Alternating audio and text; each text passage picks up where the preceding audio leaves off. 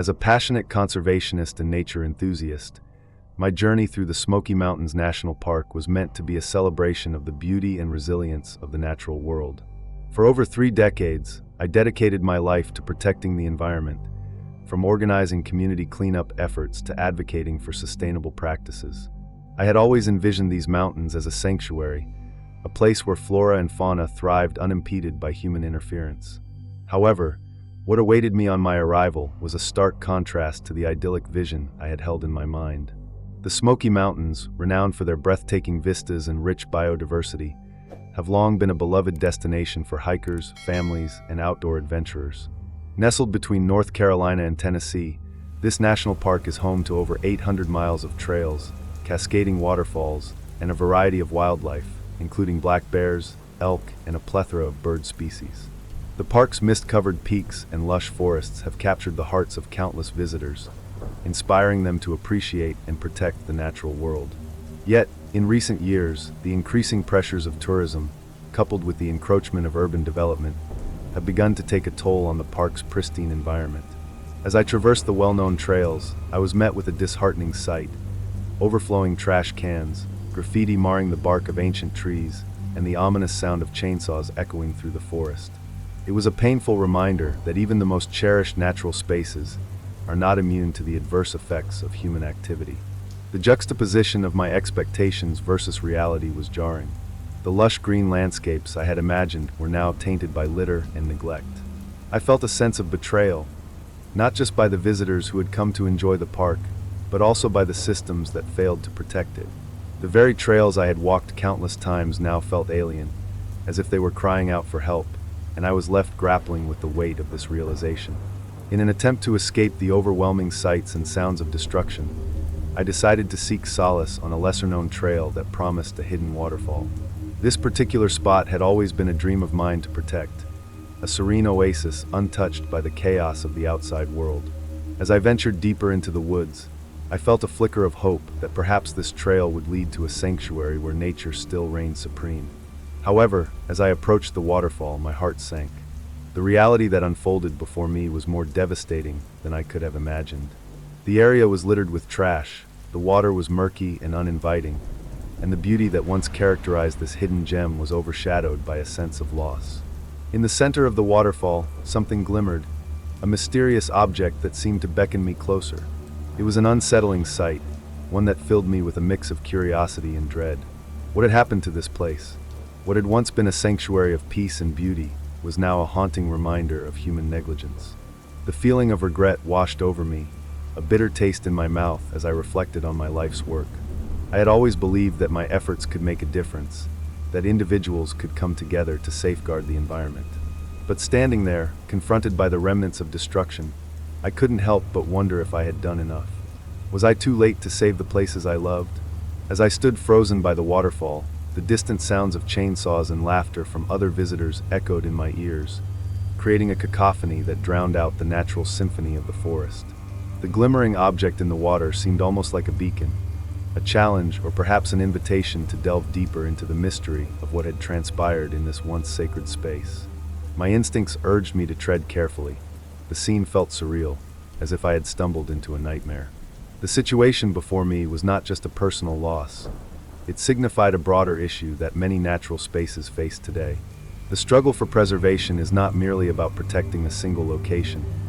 It encompasses a larger narrative of human impact on the environment and the urgent need for sustainable practices. Each discarded piece of litter represented a choice. Choices made by individuals who may not fully comprehend the consequences of their actions. It was a painful reminder that the fight for nature is ongoing and requires vigilance, education, and community involvement. What lay ahead in this hidden corner of the Smoky Mountains was unclear, but I felt a deep, instinctive pull to confront the situation. This was not just about reclaiming the beauty of the waterfall.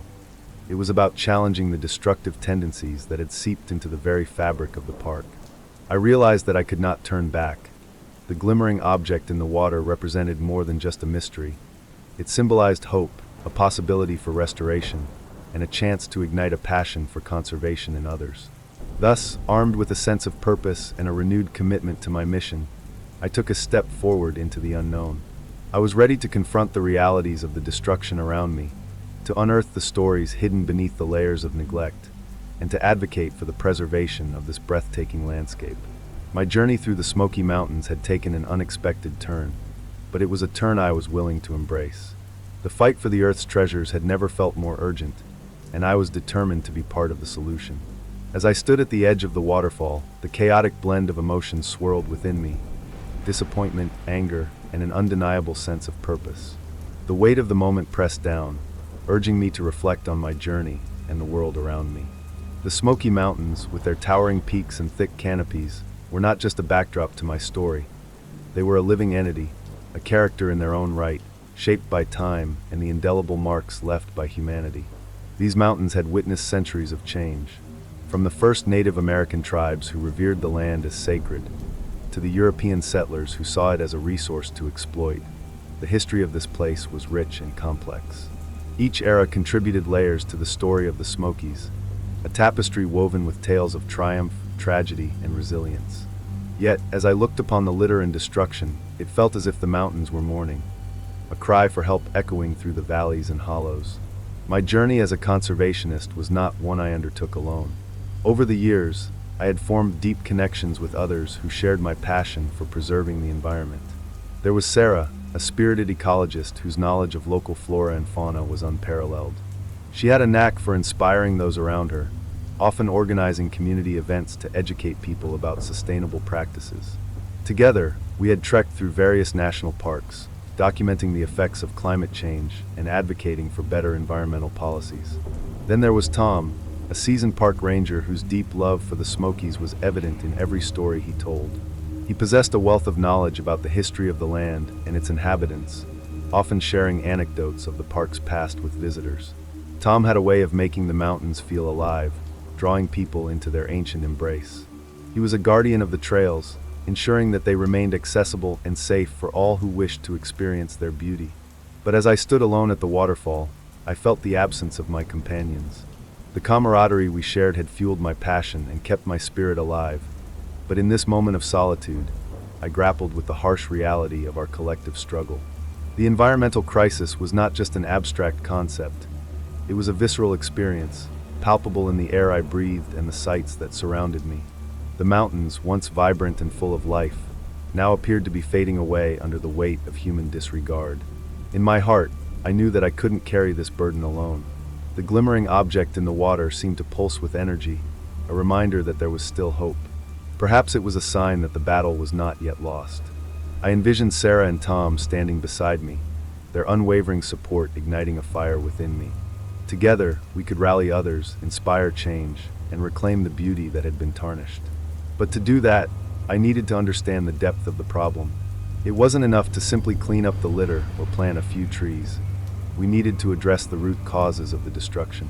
This required a shift in mindset, a transformation in how we viewed our relationship with nature. The cherished parks and landscapes were not merely recreational spaces, but vital ecosystems that supported countless lives, including our own. As I contemplated the enormity of the task ahead, I felt a surge of determination. The glimmering object in the water, now more than just a curiosity, became a symbol of my resolve. I took a step closer to the waterfall, the roar of the cascading water drowning out my doubts. The closer I got, the clearer it became that this was not an end but a beginning, an opportunity to forge a new narrative for the Smoky Mountains. With each step, I recalled the countless stories I had heard from visitors who had been touched by the park's beauty.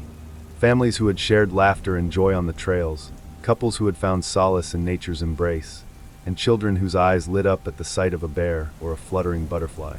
These experiences were not just fleeting moments, they were connections to something greater, a reminder of our shared responsibility to protect the world we inhabit. Suddenly, I was struck by a thought. Perhaps the glimmering object was not just a physical representation of hope, but also a conduit for change. If it held the potential to inspire action, to awaken a sense of urgency in those who encountered it, then I had to uncover its secrets. I knelt by the water's edge, heart racing with anticipation, and reached out to grasp the object. As I pulled it from the depths, I was met with a dazzling sight, a small, intricately carved stone, adorned with symbols that seemed to tell a story of their own. The craftsmanship was exquisite, and I felt an inexplicable connection to it, as if it held the wisdom of the mountains.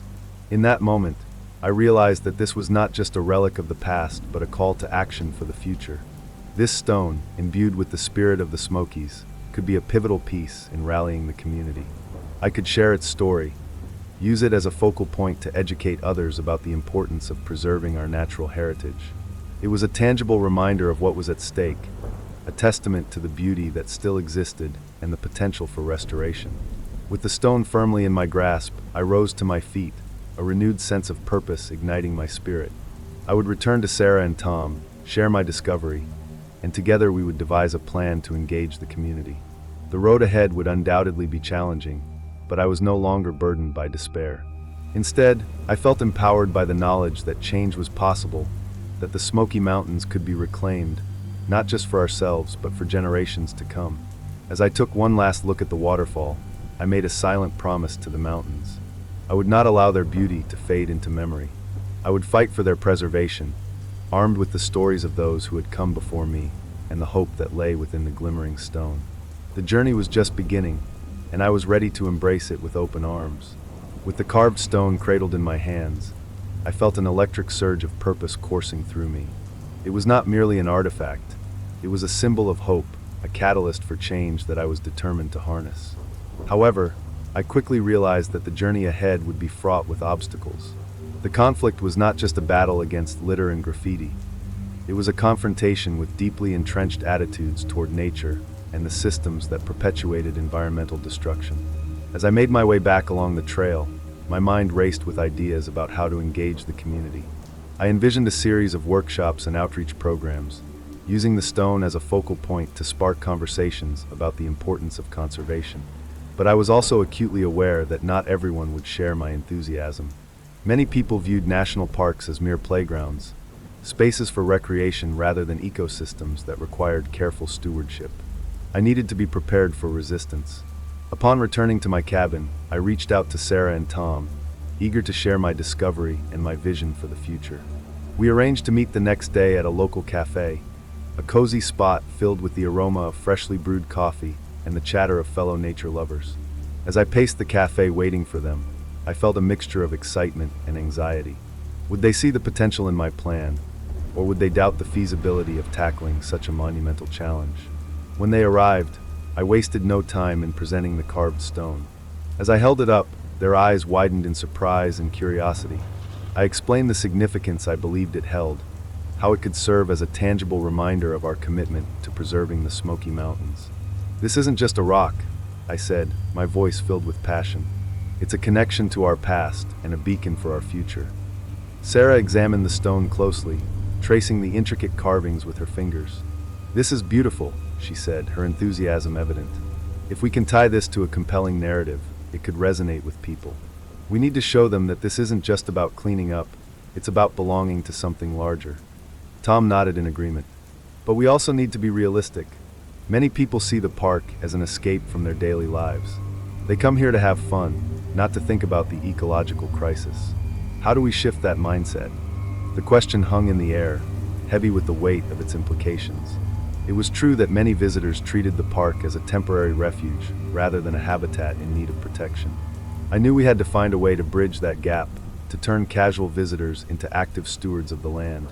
Over the next few weeks, we began our campaign. We organized a series of community events, including cleanup days, educational workshops, and guided hikes that highlighted the beauty of the park alongside its vulnerabilities. The carved stone became a central piece in our materials, a symbol of our mission. We shared its story, connecting it to the broader narrative of environmental stewardship, and encouraging others to see the park not just as a destination, but as a shared responsibility. However, as our efforts gained momentum, we encountered pushback. Some locals viewed our initiatives with skepticism. "Why should we care about a few pieces of trash?" one resident remarked during a town hall meeting. "The park is still beautiful, and people come here to have a good time. Isn't that enough?" I felt frustration rising within me, but I knew I had to remain calm. "It's not just about aesthetics," I replied, my voice steady. "It's about the health of the ecosystem. Every piece of litter can harm wildlife, and if we don't address these issues now, we risk losing the very beauty that draws us here." Despite my efforts, I could see that my message was not resonating with everyone. Some community members remained entrenched in their beliefs, viewing conservation as an inconvenience rather than a necessity. It became increasingly clear that changing perceptions would require more than just facts and figures. It would need a personal touch, a way to connect emotionally with the issue. As the weeks turned into months, I found myself growing weary. Our small group of passionate advocates worked tirelessly, but the resistance remained stubbornly entrenched. I began to doubt whether we could truly make a difference. And just when I thought things couldn't get more challenging, we faced an unexpected crisis. Word spread through the community that a logging company had proposed plans to expand its operations into the outskirts of the park. This news sent shockwaves through our group. The potential destruction of crucial habitats and the disruption of the delicate balance of the ecosystem could undo all our efforts. The carved stone, once a symbol of hope, now felt like a reminder of our vulnerability. We convened an emergency meeting, our faces etched with concern. "This is a turning point," Sarah said, her brow furrowed. "If we don't act now, we could lose everything we've worked for." Tom, usually calm and collected, looked agitated. "We need to mobilize the community, raise awareness about what this could mean for the park. But how do we compete with a logging company? They have resources and influence we don't." I felt the weight of the moment pressing down on me. If we wanted to protect the Smoky Mountains, we would need to rally not just those who already cared, but also those who had previously been indifferent. "We need to create a movement," I proposed. "We need to make people see that the fate of the park is intertwined with their lives, whether they realize it or not." Fueled by a renewed sense of urgency, we launched a campaign to inform the community about the logging proposal. We organized rallies, reached out to local media, and shared our message on social media platforms. The carved stone served as a rallying cry, a powerful image that captured the essence of our fight. As we gathered support, I felt a sense of unity emerging. People who had once been passive observers were now stepping forward, inspired to take action. Yet, the conflict was far from over. The logging company had deep ties to local politics, and as we began to gain traction, we faced increasing opposition. Threats of legal action loomed, and those who supported us were met with intimidation. The stakes were higher than ever, and I realized that our battle was not just for the Smoky Mountains, but for the very principle of conservation itself. This was a fight against a system that valued profit over preservation, a struggle to awaken a collective conscience. As tensions mounted, I found myself at a crossroads. Would I continue to fight against overwhelming odds, or would I concede to the pressures around me? The carved stone remained a constant reminder of my commitment, but I also understood that the journey ahead would require more than just resilience. It would demand collaboration, creativity, and an unwavering belief in the power of community. In that moment of uncertainty, I made a vow to myself and to the mountains. I would not back down. I would fight not just for the preservation of the Smoky Mountains, but for a vision of a future where nature was valued, respected, and cherished. The conflict was only just beginning, and I was ready to face whatever challenges lay ahead. Together with Sarah, Tom, and our growing coalition of supporters, we would stand firm against the tide of destruction, driven by a shared love for the land we called home. As the fight to save the Smoky Mountains intensified, our main conflict against the logging company unveiled a series of subplots, each adding layers of complexity to our shared narrative. These intertwined stories illuminated not only the challenges we faced, but also the diverse perspectives of the community, revealing the intricate web of relationships and motivations that shaped our environment and its fate. One of the most poignant subplots emerged from my relationship with Sarah. As we worked closely together, our shared passion for conservation deepened into a bond that transcended friendship. Yet, the pressure of our fight revealed cracks in our connection. Sarah had always been the optimistic voice, the one who rallied the community with her enthusiasm. But as the reality of the opposition set in, I noticed a growing strain in her spirit. During one particularly intense meeting, I saw her frustration boil over. "It feels like we're shouting into a void," she exclaimed, her voice echoing through the small conference room. "People don't care until it directly affects them. How many more times do we have to wave our arms and scream about the importance of this park before they listen?" Her words struck a chord, resonating with my own feelings of helplessness. But I also recognized the need to channel that frustration into action rather than despair. I reached out to her, reminding her of our victories, however small they seemed. "We've already inspired so many people. We can't lose sight of that. Every conversation we have, every event we organize, it all matters. I said, trying to infuse my words with the hope I felt was slipping away. Sarah took a deep breath, her shoulders relaxing slightly. You're right. I just wish it didn't feel so daunting. This moment of vulnerability strengthened our bond, reminding us both that even in the darkest times, we could lean on each other for support. However, I knew that our emotional connection would be tested further as the stakes grew higher. Another subplot involved Tom and his complicated relationship with the logging company. As a park ranger, he had dedicated his life to protecting the Smoky Mountains, but he also faced the harsh realities of a system that prioritized economic gain over environmental preservation. During one of our strategy meetings, Tom revealed that he had friends within the logging company, and his revelation left me conflicted. I can't turn my back on them entirely, he confessed, his voice heavy with the weight of his words. They have families to feed, and I know that many of them don't want to see the park harmed. It's complicated. I felt a surge of frustration at his reluctance to take a firmer stance. But we're talking about the future of the park, Tom. If we don't stand up now, we could lose it forever. How can you justify being on both sides? He looked at me, his eyes filled with a mix of pain and resolve. I'm not saying I agree with what they're doing. I just think we need to approach this carefully. Alienating them won't help us in the long run. We need to find common ground if possible. As we navigated this tension, Tom's duality became a focal point for our group. His insights about the logging company provided us with a nuanced understanding of the opposition. It became clear that while we were fighting for the park, we were also contending with the lives and livelihoods of those who depended on the logging industry. This subplot challenged us to think critically about our approach, forcing us to strike a balance between advocacy and empathy. In the midst of our struggles, a third subplot unfolded in the form of community dynamics. As we organized rallies and cleanup events, we encountered a diverse array of opinions within the community, some supportive, others outright hostile. During one particularly heated town hall meeting, a local businessman voiced his opposition vehemently. You're all just a bunch of tree huggers. The logging industry brings jobs and revenue to our town. We can't sacrifice our livelihoods for a few trees. The tension in the room was palpable, and I felt the weight of his words. He represented a significant faction of the community, those who viewed conservation efforts as a threat to their economic stability. In that moment, I realized that our fight was not just about saving the Smoky Mountains. It was about reshaping the narrative around conservation to include economic prosperity. Sarah and I brainstormed ways to address this divide, seeking to incorporate discussions about sustainable practices that could benefit both the environment and the local economy.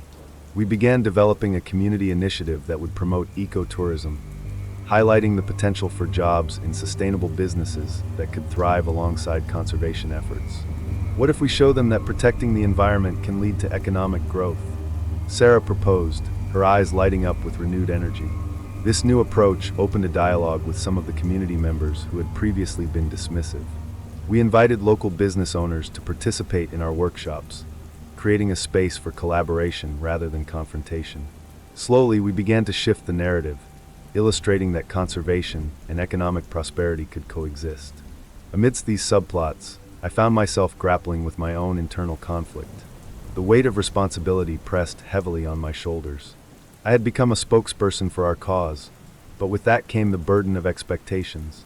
As the pressure mounted, I often found myself questioning my capabilities. Could I truly lead this movement?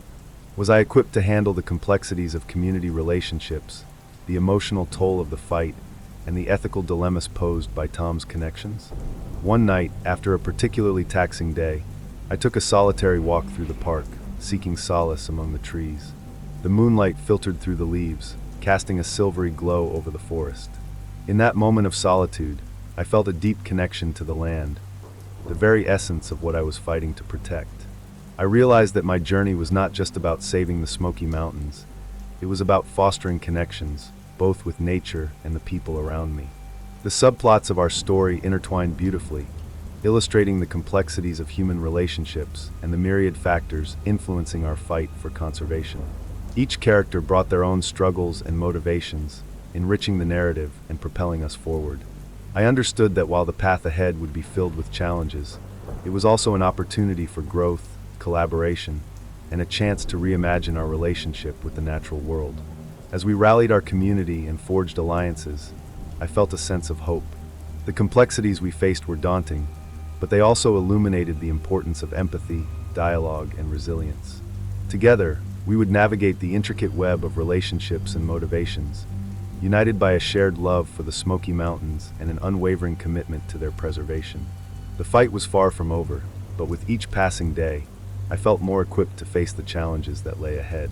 The turning point in our struggle for the Smoky Mountains arrived unexpectedly, a moment that would crystallize our efforts and redefine our mission. It was a chilly autumn afternoon, the air crisp with the promise of change, when a community meeting was called to discuss the impending logging operations. Tensions ran high, and the atmosphere crackled with anticipation as locals gathered to voice their opinions. This meeting would prove to be a pivotal moment in our fight. As I entered the town hall, I could feel the weight of the community's energy pressing against me. The room was filled with familiar faces, friends, neighbors, opponents. The crowd buzzed with conversation, a mix of hope, anger, and confusion. I spotted Sarah and Tom seated at a table near the front, their expressions reflecting the gravity of the situation. I joined them, my heart racing as the meeting began. The mayor, a pragmatic leader known for his focus on economic development, opened the floor to discussion. We need to address the realities of our situation. The logging company is poised to bring jobs to our community, and we can't ignore that, he stated, his tone measured but resolute. His words sparked a wave of murmurs among the audience, some nodding in agreement, while others exchanged concerned glances. When it was my turn to speak, I felt the weight of every eye on me, the responsibility of our mission pressing heavily on my shoulders. I took a deep breath, grounding myself in the knowledge that I was not just representing my own beliefs, but those of everyone who cared for the Smoky Mountains. While I understand the need for jobs, we must consider the long-term impact of our decisions. I began, my voice steady. The Smoky Mountains are not just a resource to be exploited. They are a sanctuary for wildlife and a source of inspiration for generations to come. I could see some faces soften, but others remained firm in their opposition. As I continued, I spoke about the potential for ecotourism and sustainable practices that could benefit the community without sacrificing the land. Imagine a future where we can have both jobs and a thriving ecosystem. We can create a model for sustainable development that respects both our economy and our environment, I urged. But just as I felt momentum building, a familiar voice cut through the crowd. It was the local businessman who had previously voiced his opposition. "You're dreaming. People need jobs now. You act like we can just sit back and let the mountains take care of themselves," he shouted, his anger palpable. The crowd erupted into a chorus of responses, some supporting my vision, others backing the businessman's perspective. The room transformed into a cacophony of voices, each vying for attention, drowning out any semblance of order. It was chaos, and I felt the weight of despair creeping in. Would we ever find common ground? Then, amid the uproar, Sarah stood up. "Everyone, please. Let's listen to one another. We're all here because we care about this community and this land, even if we see things differently." Her voice rang out with a calm authority that silenced the crowd. Slowly, the room quieted, eyes turning to her. "Instead of fighting against each other, let's explore how we can work together," she continued, her gaze earnest. "What if we formed a committee that includes both conservationists and business owners? We could explore sustainable practices that support the local economy while protecting our environment." Her suggestion hung in the air, and for a moment, I held my breath, hoping it would resonate. The idea of collaboration, rather than confrontation, sparked a flicker of hope in the room. I could see some faces changing, people considering the possibility of a united front. Tom seized the moment. "What if we organized a community event where we could showcase the benefits of ecotourism? We could invite local businesses to participate and demonstrate how we can all thrive together without sacrificing our values." His proposal further fanned the flames of possibility. The room buzzed with energy again, but this time it felt different. There was a palpable shift toward dialogue rather than divisiveness. As conversations sparked between previously opposing sides, I felt a surge of optimism. It was as if the very essence of the Smoky Mountains was weaving its way through the hearts of the people, reminding us of our shared connection to this land. But the turning point wasn't just about the community's response. It was also a revelation for me personally. I realized that my approach had been too focused on the dichotomy of conservation versus development. By framing the conversation around collaboration, I could help bridge the gap between the two perspectives. This moment of clarity was not just a breakthrough for the meeting. It was a turning point in how I viewed my role as a leader in this movement. As the meeting concluded, a sense of hope and determination filled the room. We left the town hall energized, a newfound sense of unity weaving its way through our group. Sarah, Tom, and I walked together, discussing how we would implement the ideas that had emerged from the meeting. In the days that followed, we worked tirelessly to organize the community event that would showcase ecotourism. We reached out to local businesses, inviting them to participate and share their ideas for sustainable practices. Slowly, we began to see a shift in the community's attitude. People who had once been resistant started to engage, intrigued by the possibility of working together for a common cause. The day of the event arrived, an autumnal celebration of the Smoky Mountains, filled with booths showcasing local artisans, eco-friendly products, and educational workshops. Families gathered, children laughed, and the scent of fresh apple cider wafted through the air. The atmosphere was electric with possibility. As I walked through the crowd, I witnessed conversations blossoming between those who had once stood on opposite sides of the debate. Business owners discussed partnerships with conservationists, exploring ways to integrate sustainable practices into their operations. The spirit of collaboration breathed new life into our community, igniting a passion for protecting the land that so many held dear. However, the turning point was not without its challenges. As we celebrated our successes, the logging company remained a looming threat.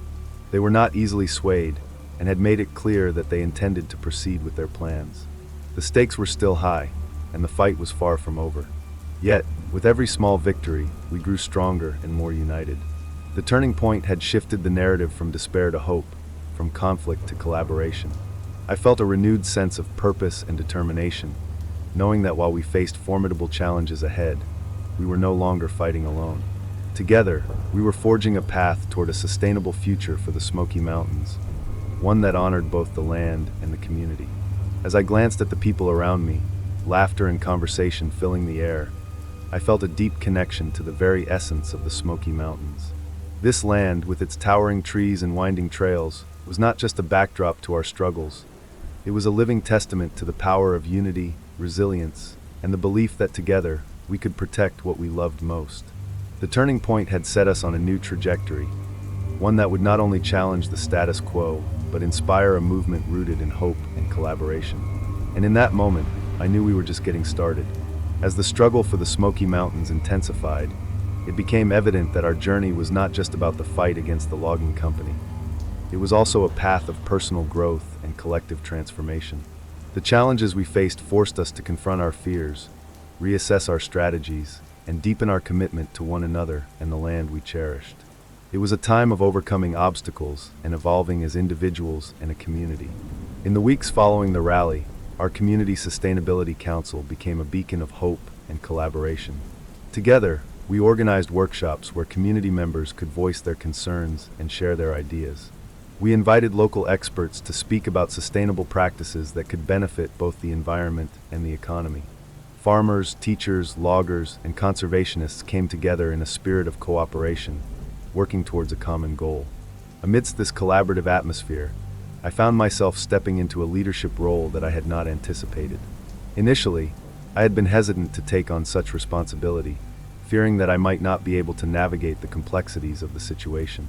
However, as I witnessed the passion and commitment of those around me, I realized that I had a unique opportunity to facilitate this dialogue.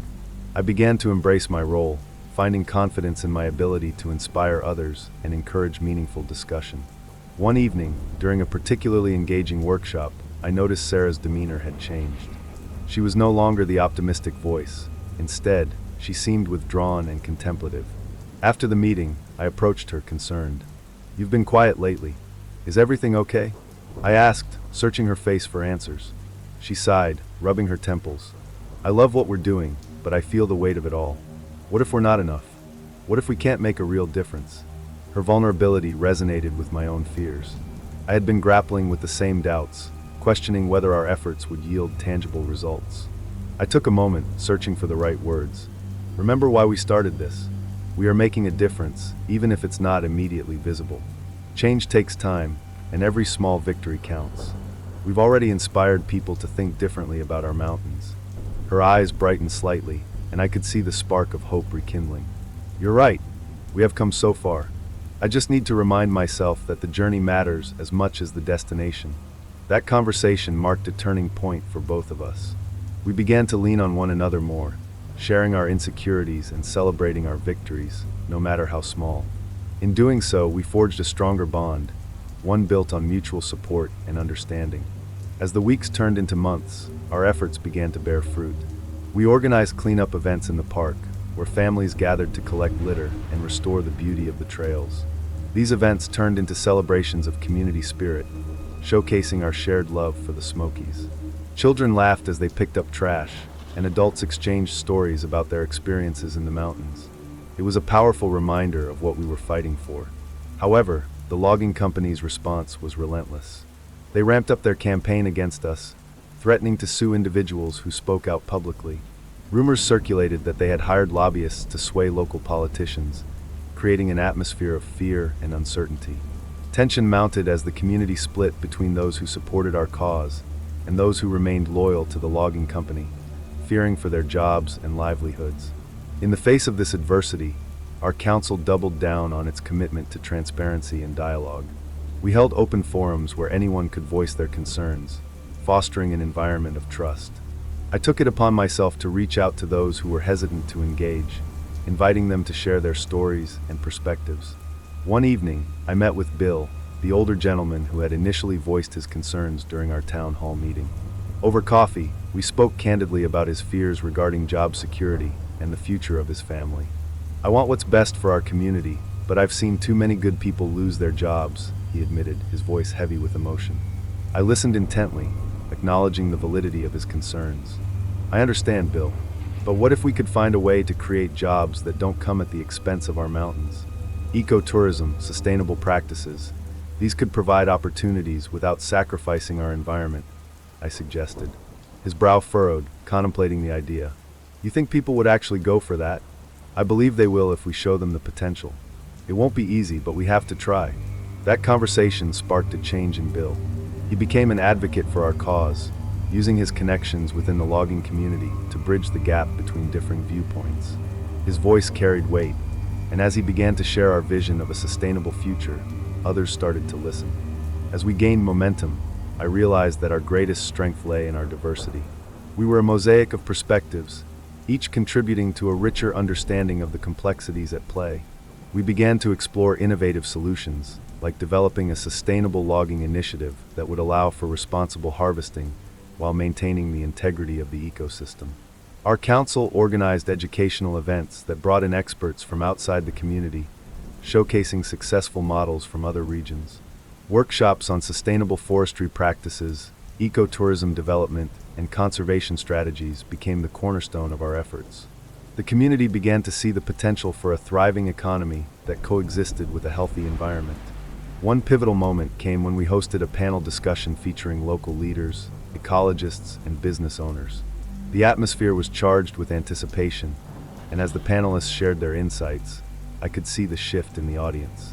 People began to realize that we could create a future where economic development and environmental preservation were not mutually exclusive. After the panel, I was approached by a young woman named Mia, who had been a vocal supporter of our initiatives. "I never thought I could make a difference," she confessed, her eyes shining with determination. "But now I realize that I can be a part of this change. I want to help organize more events and get more people involved." Mia's enthusiasm was infectious, and her words ignited a spark in others.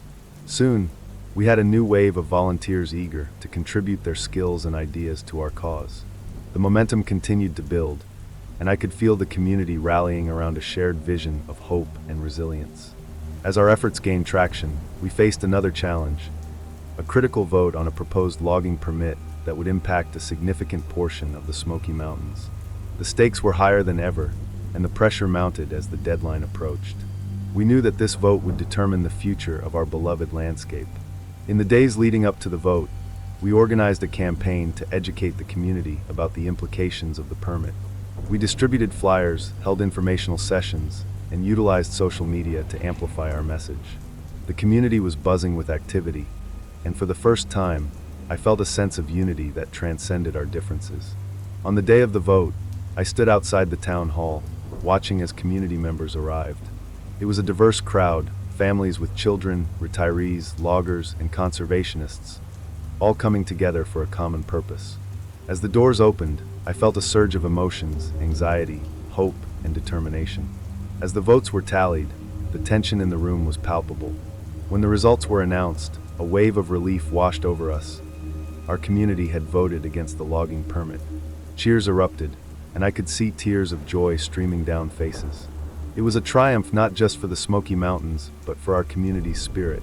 In the aftermath of the vote, I reflected on the journey we had undertaken. We had faced challenges that tested our resolve, but through collaboration, understanding, and a shared commitment to our environment, we overcame them. The experience had transformed me, deepening my appreciation for the power of community and the importance of listening to diverse perspectives. As I looked out over the Smoky Mountains, I felt a renewed sense of purpose. The fight was far from over, but I knew that we had laid the groundwork for a sustainable future. Together, we had grown, individually and collectively, emerging stronger and more united than ever before. The mountains stood tall and proud, a testament to our journey, a reminder of the resilience of nature and the unwavering spirit of those who love it. We had overcome obstacles, forged connections, and ignited a movement that would continue to thrive. The Smoky Mountains were not just a place, they were a symbol of hope, a living testament to the power of community and the strength that comes from standing together for what we believe in. In the aftermath of our victory over the proposed logging permit, the atmosphere in our community shifted again, but this time, it was charged with purpose and determination. We had proven that our voices could be heard, but the battle was not over. There were still powerful forces at play, and as we prepared for the final confrontation, I felt a mix of exhilaration and dread. The stakes had never been higher, and the time for action had come. The logging company, stung by their defeat, had regrouped and launched a more aggressive campaign to undermine our efforts. They began lobbying local politicians, attempting to sway public opinion through a series of advertisements that painted us as radicals who valued trees over jobs.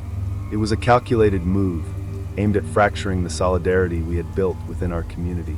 We had to respond, and quickly, as the Community Sustainability Council gathered at our usual meeting spot, the back room of a local cafe. I could see the determination etched on everyone's faces. Sarah, Tom, and I had been working tirelessly to develop a comprehensive strategy for the next crucial town hall meeting, where we would present our case for sustainable development and stewardship of the Smoky Mountains. First, we need to counter the narrative they've created, I said, addressing the group. We have to show that our vision isn't just about preserving the mountains. It's about creating a sustainable future for our community that includes everyone, jobs, economic growth, and environmental stewardship. Tom nodded, his experience as a ranger giving him a unique perspective.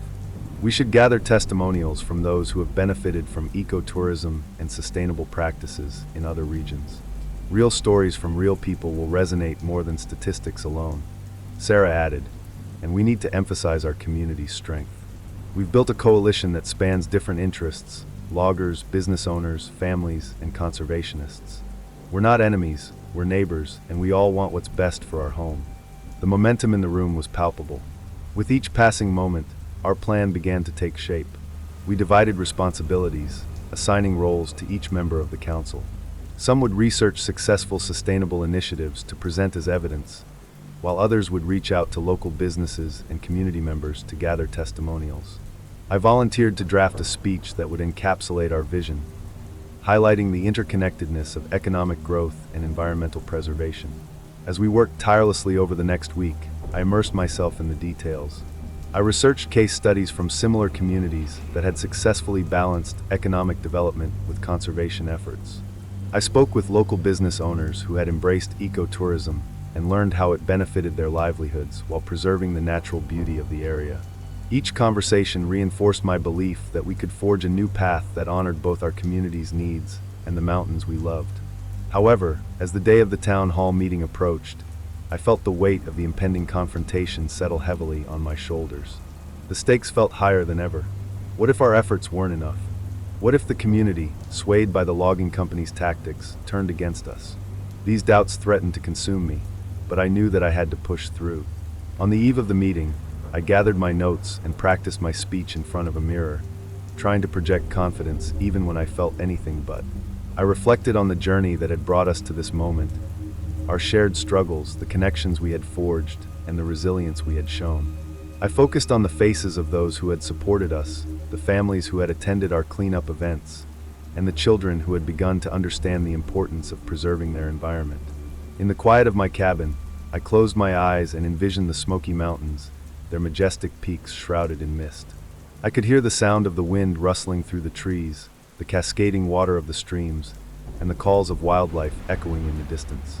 This was what we were fighting for, their beauty, their significance, and their legacy. When the day of the meeting arrived, I felt a surge of adrenaline as I entered the town hall. The room was filled with familiar faces, supporters and skeptics alike. The atmosphere was charged with anticipation, and I could sense the tension in the air.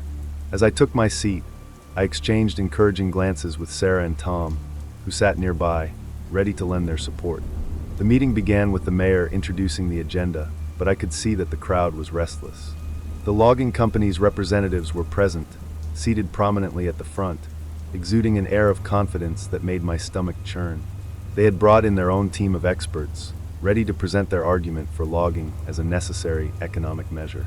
When it was finally our turn to speak, I felt a mixture of excitement and trepidation. As I approached the podium, I looked out at the audience, people I had known for years, some who had supported us, others who had remained skeptical. I took a deep breath and began my speech, drawing on the research and stories we had gathered. Today we stand at a crossroads, I began, my voice steady. The decisions we make in this moment will shape the future of our community and the Smoky Mountains for generations to come.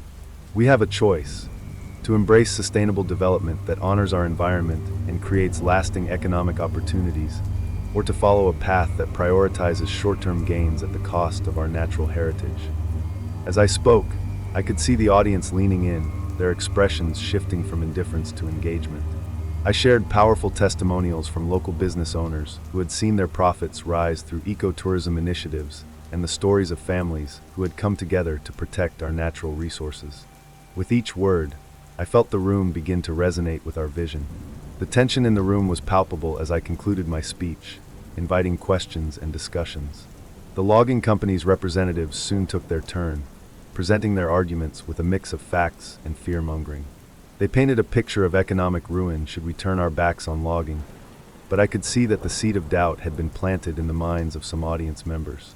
As the debate unfolded, I realized that this was more than just a confrontation. It was a moment of truth for our community. Each question posed and each rebuttal offered became a reflection of our collective values and priorities. I felt a surge of hope as more community members began to voice their support for our cause, challenging the assertions made by the logging representatives. The atmosphere reached a boiling point as we approached the climax of the meeting. The stakes were clear, and the decision before us would determine the future, not only of the Smoky Mountains, but also of our community. I could feel the energy in the room shift, a palpable sense of unity forming among those who stood with us. As I prepared for the final moments of the meeting, I knew we were on the precipice of change. The culmination of our efforts, our struggles, and our growth had led us to this pivotal moment.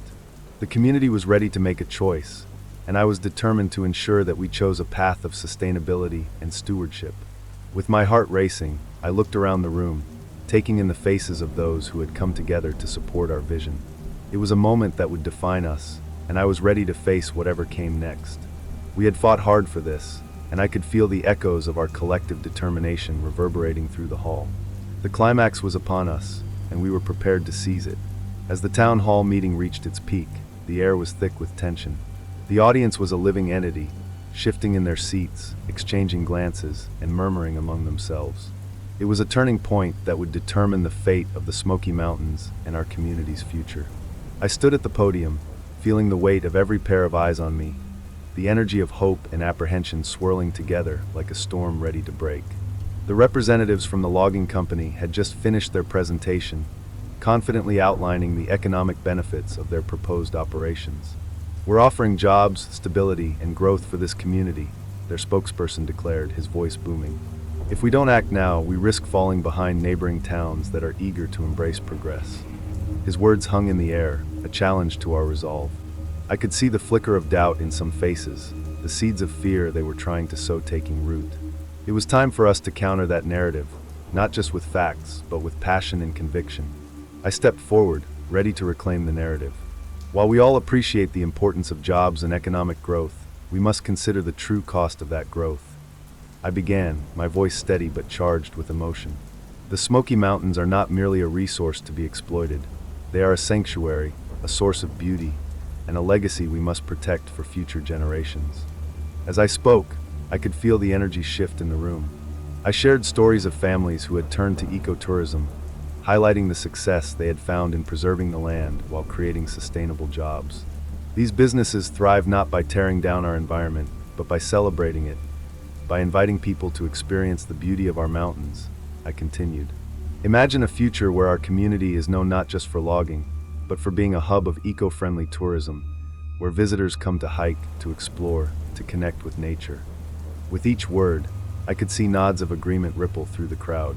I moved closer to the audience, making eye contact with familiar faces, neighbors, friends, and fellow advocates who had stood by me throughout this journey. This is our home. We have the power to shape its future. We can choose to be stewards of this land, to protect it not just for ourselves, but for our children and their children. Just as I was gaining momentum, a member of the logging company stood up, interrupting with a pointed question. And what about the people who depend on logging for their livelihoods? Are you willing to tell them they need to find new jobs when that's all they've ever known? His question hung like a dark cloud over the room, and I could feel the tension spike again. I took a deep breath, grounding myself in the knowledge of our collective strength. I understand the fear that comes with change, I said, my voice calm yet resolute. But we aren't asking anyone to abandon their livelihoods. We're advocating for a transition, a shift towards sustainability that benefits everyone. We can create training programs for loggers to learn new skills in ecotourism, conservation, and sustainable practices. We can work together to find solutions that honor both our environment and our community's needs. As I spoke, I noticed Sarah rising from her seat, her eyes shining with determination. She stepped forward, her voice ringing with clarity. This isn't just about the logging industry versus conservation. It's about finding a balance. We've seen what happens when we exploit our resources without consideration. Our rivers run dry, our wildlife disappears. We owe it to ourselves to create a future where both people and nature can thrive. Applause erupted from our supporters, and I could see the doubt in some of the audience members begin to fade. Tom joined in, sharing his own experiences as a ranger, emphasizing the importance of preserving the natural habitat.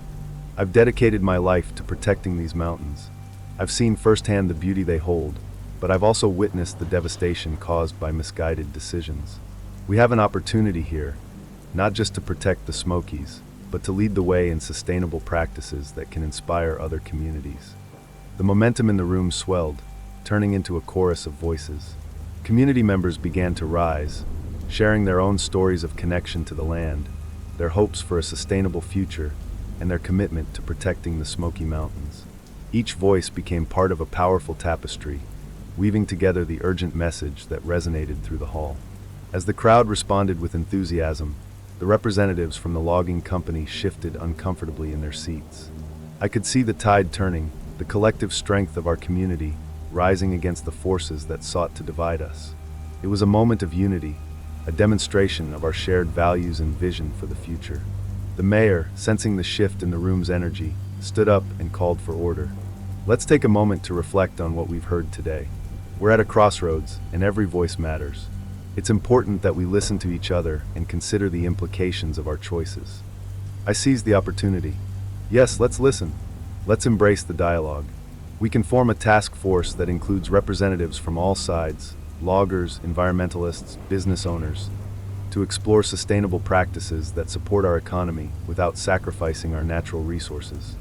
The audience erupted in applause once more, and I could feel the electricity in the air. It was no longer just about the meeting. It was about our future, our community, and our mountains. The representatives from the logging company, recognizing their diminishing influence, exchanged worried glances. The tide had definitively turned against them. As the meeting progressed, I could see the mayor taking notes, weighing the arguments presented. The discussions grew more focused, and a sense of possibility emerged. We were no longer just fighting against a logging proposal. We were advocating for a vision that encompassed the values of sustainability, community, and respect for the land. When it was time for the vote, the room fell silent.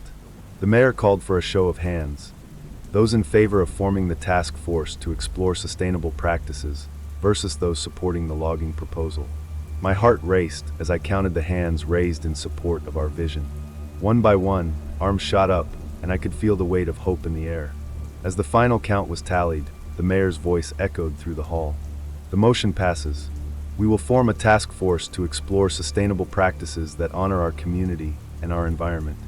Cheers erupted from our supporters, and I felt tears of joy prick at the corners of my eyes. We had done it. The Smoky Mountains would be protected, and our community would move toward a more sustainable future. In that moment, I understood the power of unity, the strength of our collective voice, and the importance of standing up for what we believed in. As I looked around the room, I saw not just my friends and neighbors, but a community transformed. We had faced our fears, navigated the complexities of our different perspectives, and emerged stronger together. The fight was far from over, but we had taken a monumental step forward. In the days that followed, I reflected on the journey we had undertaken. The mountains had always been a part of my life, but now they felt more alive than ever, a symbol of resilience, hope, and the promise of a brighter future. Together, we would continue to fight for their preservation, ensuring that the Smoky Mountains would stand tall for generations to come. As I stood on the edge of the Smoky Mountains, gazing at the lush valleys and mist-covered peaks, I felt a profound sense of gratitude wash over me. The journey to protect this sacred land had been fraught with challenges, but it had also been a testament to the power of community and the resilience of the human spirit. We had confronted our fears, faced opposition, and forged alliances that transcended our differences. The town hall meeting had not only solidified our commitment to sustainability, but also transformed our community into a united force for positive change. The task force we established became a beacon of hope, bringing together diverse voices to explore innovative solutions for sustainable practices.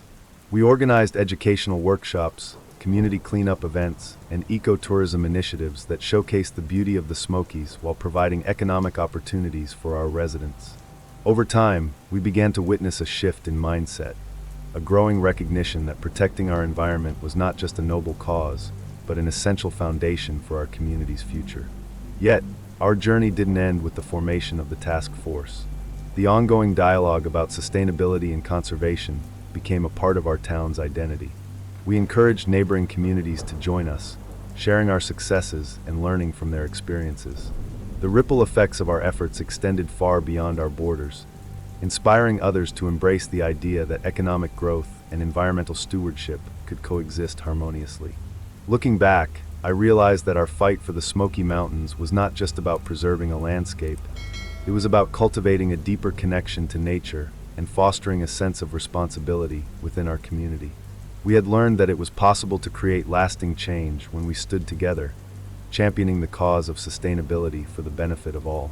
As I hiked the familiar trails, hearing the songs of birds and the rustle of leaves, I was reminded of the beauty we had fought to protect. Each step I took felt lighter, infused with a renewed sense of purpose.